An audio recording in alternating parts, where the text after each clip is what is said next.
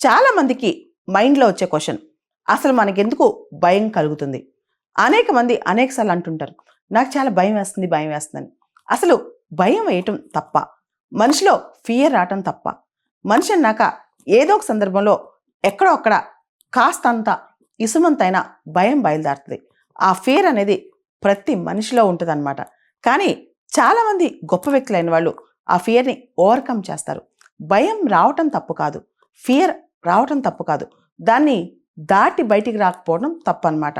మనం చూస్తే ఒక పని మనం చేయలేము అన్న భయం రావచ్చు, లేదా ఒక పనికి మనకు అర్హత లేదు అనే భయం రావచ్చు, లేదా యాంగ్జైటీ టెన్షన్ వల్ల ఏదైనా మనం ఎగ్జామ్ రాస్తున్నా లేకపోతే ఏదైనా గోల్ అచీవ్ చేయాలనుకున్నా చేయగలమా లేదా యాంగ్జైటీ టెన్షన్ వల్ల భయం రావచ్చు.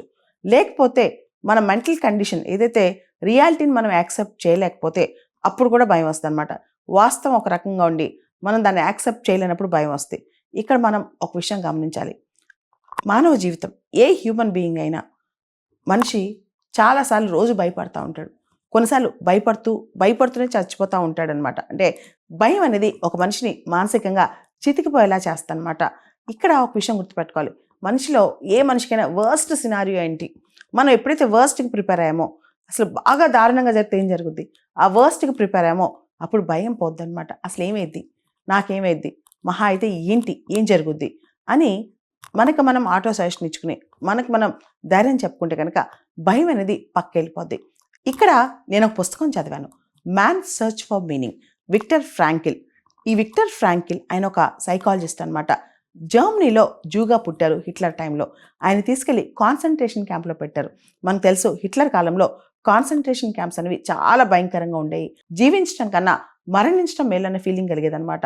చాలా అత్యంత దారుణమైన హింసలు పెట్టేవాళ్ళు.